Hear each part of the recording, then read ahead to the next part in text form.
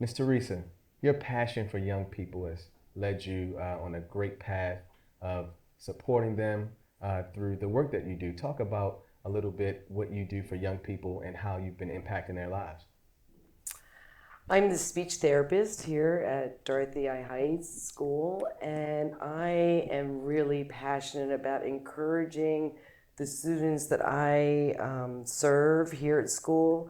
My students are in the program for the deaf and hard of hearing, so it is. I really encourage them to express themselves through their sign, Yeah. through their speech, and really help them develop that using multiple pathways. I do use the arts in what I do. Yeah. We act out a lot. Theater is a really big, important piece of what we do.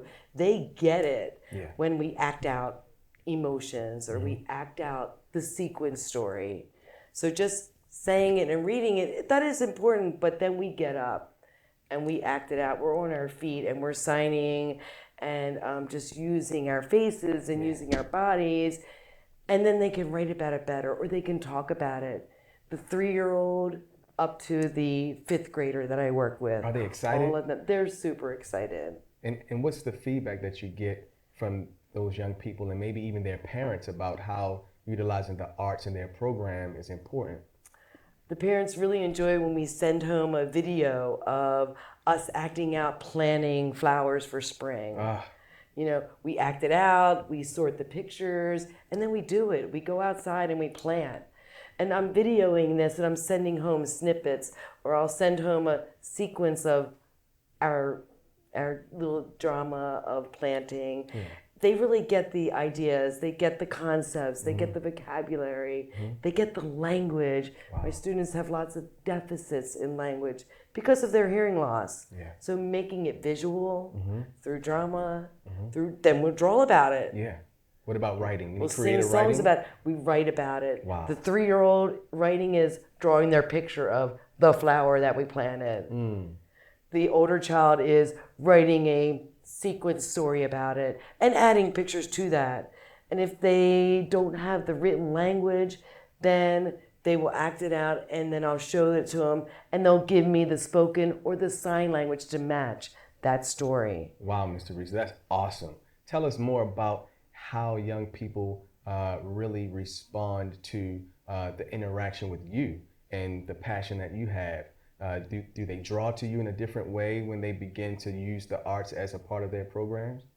I feel like they really get engaged. They get engaged. It's not just me talking to them. They're involved. And I'm behind them scaffolding that to happen. So they just take ownership of it. Yeah. And the next time I'll come to visit their classroom, they're like, what are we acting out today? What are we doing? Yeah. What are we doing? So they want it. They want it. Yearn for it. They want it. If I'm just sitting down and I'm just talking and they're just listening all the time, they're not as, I see the daydreaming start. I see the motivation kind of go down. So I really make it diverse. The teaching, the lesson diverse. So the arts keep them engaged. Very engaged. Wow. And it really helps their comprehension. I see a big difference when we get up and move and we act it out or we draw it or we do it. Yeah, yeah. Big difference. It's not the same. It's always part of my lesson. Part of the lesson is to make it visual or to make it physical movement. Absolutely. Do they ever do group projects together? Oh, group projects, yes. Yeah. They have to learn turn taking. Ah.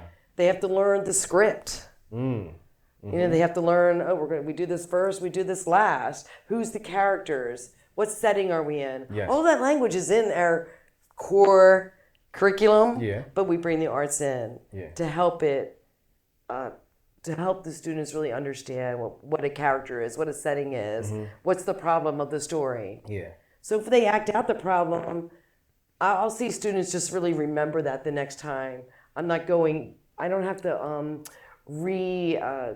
redefine all of the material all over again. I feel like, remember last week when we acted out planning? Oh, I remember. Yeah. Who were the characters? Oh, Cindy was the mom, and it's all coming back. So there's a huge value And to how the long arts. have you been doing this? I've been working for Baltimore City 33 years. Wow. And I've been involved with the deaf and hard of hearing population for 35 years. And it's so amazing for 35 years as a population, 33 Baltimore City schools. Just like myself, you're a Baltimore City school alum, Yes. Western Dove. Yes. Baltimore City Public Yes. Schools. Yes, yes. So tell me, what do you think would happen if those type of arts opportunities were not available in your program for these young people? I think that would be detrimental to our students. I really do. When they don't have those opportunities, and when we don't have people coming in to teach them the arts, it's a detriment. Our students are visual, auditory learners. I think all students. It doesn't matter to me if you have a hearing loss or you don't. You need that input. Yeah. We don't learn just by one avenue. We learn by visual input, auditory input, physical input. And what is that? That's the arts. Yeah. They include all of those. Yeah. So. And it touches your soul. Absolutely. I love it. Thanks for talking with us today. Well, you're welcome. Thank you for inviting me.